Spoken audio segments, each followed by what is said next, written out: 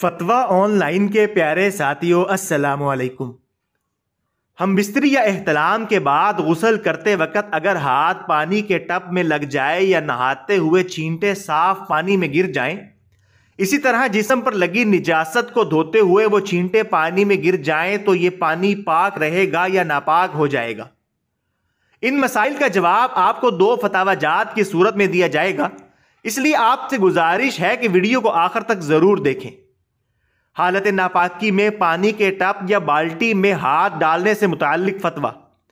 محترم جناب مفتی صاحب، ایک شخص نے بتایا کہ حالت جنابت میں یعنی ناپاکی کی حالت میں اگر بالٹی یا ٹب وغیرہ میں جنبی شخص کا ہاتھ لگ جائے تو وہ سارا پانی ناپاک ہو جاتا ہے۔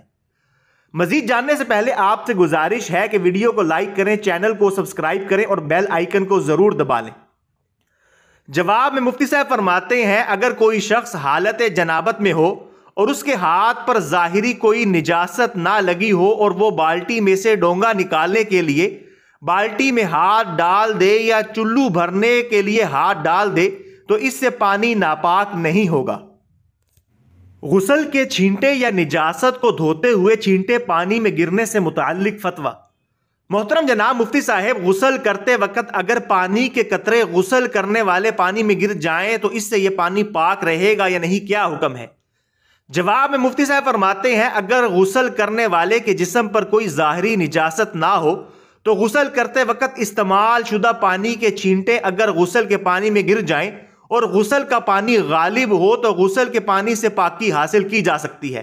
البتہ اگر استعمال شدہ پانی یا اس کے چھینٹے غسل کے پانی پر غالب ہو جائیں تو وہ پانی اگرچہ پاک رہے گا لیکن اس پانی سے پاکی حاصل نہیں کی جا سکتی۔ اور اگر جسم پر کوئی ظاہری نجاست تھی اور اسے دھوتے ہوئے ناپاک پانی کا ایک چھینٹا بھی بالٹی یا ٹب وغیرہ کے پانی میں گر گیا تو سارا پانی ناپاک ہو جائے گا۔